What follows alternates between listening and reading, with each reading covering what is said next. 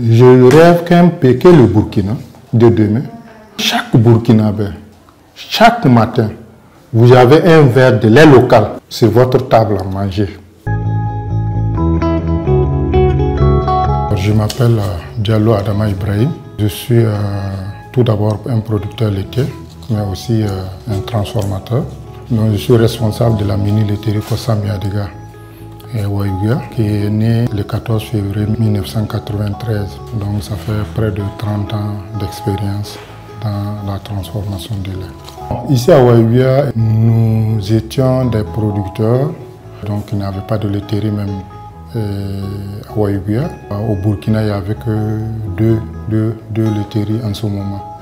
Donc c'est Bobo et Bitou. Nous avons discuté et nous avions un docteur vétérinaire qui était là. Il nous a demandé de se réunir et de créer un groupement. Donc nous avons créé notre premier groupement coopératif. On a dit, au lieu que les femmes portent le lait de porte en porte avec beaucoup d'insécurité, avec beaucoup de problèmes, est-ce que si on mettait ensemble notre lait pour transformer, on pourra plus le valoriser. Et c'est ainsi que nous avons eu l'idée et nous sommes allés voir les services d'élevage pour leur poser le problème. Le service d'élevage nous a accompagnés avec un frigo à pétrole et nous avons commencé avec 5 litres par jour. Donc c'est ainsi que nous avons essayé petit à petit. La première année, on est allé jusqu'à 50 litres. La deuxième année, on est allé jusqu'à 100 litres par jour. Au niveau de la laiterie Kosam Yadiga, on était à 300. Mais aujourd'hui, on n'est même pas à 100 litres par jour à cause de l'insécurité. Maintenant, quand on dit c'est pour tout le monde, c'est mal géré. Il y a des gens qui viennent avec le lait et qui se pavanent, vous voyez, dans la laiterie. C'est pour nous, quoi. Donc, il fallait que aussi nous vivons de ça. Donc dans ces 2 heures-là, on ne peut pas vivre de ça. En ce moment, on a élaboré un plan stratégique de développement. Nous avons, à un moment donné, séparé les rôles. Ceux qui doivent s'occuper de la laiterie et ceux qui s'occupent de l'union. Et comme ça, chacun fait son travail. Bon, le moment le plus difficile au départ, là, c'était la compréhension.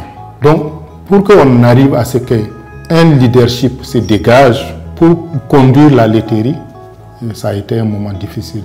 À un moment donné, j'ai pris les choses en main et j'ai conduit les choses pour que la laiterie ne tombe pas. Parce qu'en ce moment-là, on était au bord de la faillite.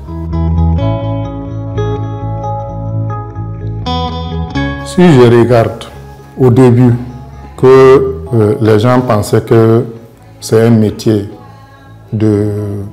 Parce que dans le milieu Peul, il faut dire que un homme qui travaille dans le lait, c'était compliqué. Parce qu'à l'époque, j'étais jeune, on se moquait de moi. Il y a des gens qui me donnaient des noms de femmes parce que je travaille dans le lait. Aujourd'hui, quand je regarde le nombre d'hommes et le nombre de personnes qui sont dans le lait aujourd'hui, et même surtout les fonctionnaires, chacun quand il prend sa retraite aujourd'hui, il veut devenir un producteur laitier. Donc ça veut dire que nous avons fait du travail pour que les gens sachent que le lait local aujourd'hui soit notre fierté. Il continue toujours, voilà, le combat est toujours, la route est toujours longue. Voilà, on est au milieu mais on n'est pas encore arrivé. Il m'arrive pas de regretter, il m'arrive souvent de me décourager parce que vous avez du combat. Le combat il n'est pas ici, il est au niveau national. Je me suis retrouvé à un moment donné à faire le combat pour tout le monde, à faire le plaidoyer. Donc, ce combat-là, il est difficile à mener. Nous ne sommes pas découragés parce que notre combat, nous pensons que c'est un combat noble.